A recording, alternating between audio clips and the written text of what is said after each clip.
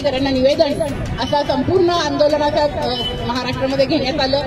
या आंदोलनामध्ये सोलापूरमध्ये एकही मंत्री पाय ठेवणार नाही।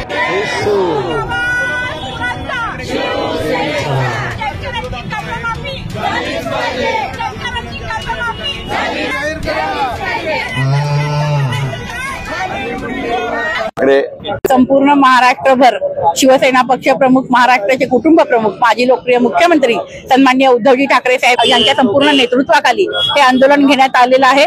या आंदोलनासाठी शेतकरी आज संपूर्ण संकटात आहे। शेतकऱ्याची सगळी पिकं वाहून गेली आहेत। आज दिवाळी तोंडावर आहे, शेतकऱ्याचं दिवाळ निघालंय, परंतु या सरकारला जाग येत नाहीये।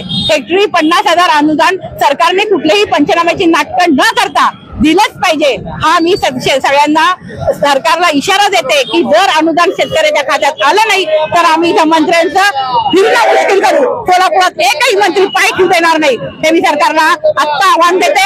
आणि आज पंतप्रधान आलेले आहेत, पंतप्रधानांना जर काळजी असेल महाराष्ट्राच्या जनतेची तर त्यांनी ताबडतोब ओला दुष्काळ लगेच जाहीर करावा। ओला दुष्काळ जाहीर करून त्यांनी ताबडतोब शेतकऱ्यांची कर्जमाफी सरसकट करावी आणि शेतकऱ्यांना हमी भाव देऊन हेक्टरी 50,000 अनुदान द्यावं।